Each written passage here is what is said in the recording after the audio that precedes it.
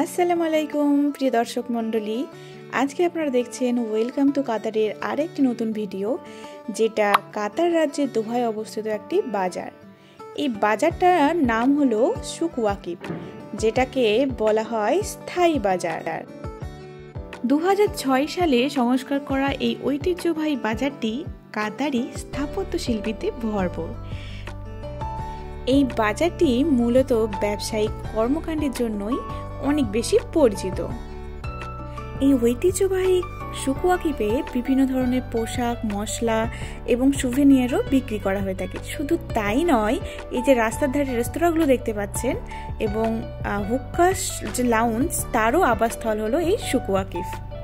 আজকে আমরা চলে এসেছি মূলত এই সুন্দর পাখিদের বাজারে, যেগুলো আমাদের বাংলাদেশি ভাইরা বিক্রি করে থাকেন।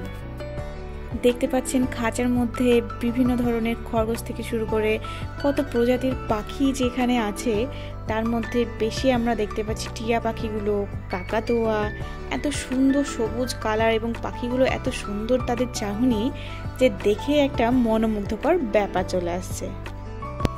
আপনি চাইলে এই পাখিগুলোকে কিনতে পারেন, অবশ্য আপনাকে একটু দামাদামি করে নিতে হবে। আবার পরিবার সহ এসে পাখিগুলোকে দেখার আনন্দ উপভোগ করতে পারেন। দেখতে পাচ্ছেন কত সুন্দর পাখিগুলো জোড়ায় জোড়ায় বসে আছে। আর এই যে এই ভাইয়াটি পাখিগুলোকে এক এক করে সুন্দরভাবে সাজিয়ে রাখছেন। কি সুন্দর না? আর একটি মেন ইন্টারেস্ট হলো এই দুটো লাভ বার্ডস। তারা একে অপরকে ছাড়া থাকতেই পারে না, তাই কিনতে হলে অবশ্যই আপনাদেরকে জোড়াই কিনতে হবে। এই ছিল আমাদের কাতারের ঐতিহ্যবাহী সুক ওয়াকিফের ছোট্ট একটি পাখিদের নিয়ে ভিডিও। এইরকম আরও ভিডিওস দেখতে চাইলে অবশ্যই আপনারা কমেন্ট করবেন।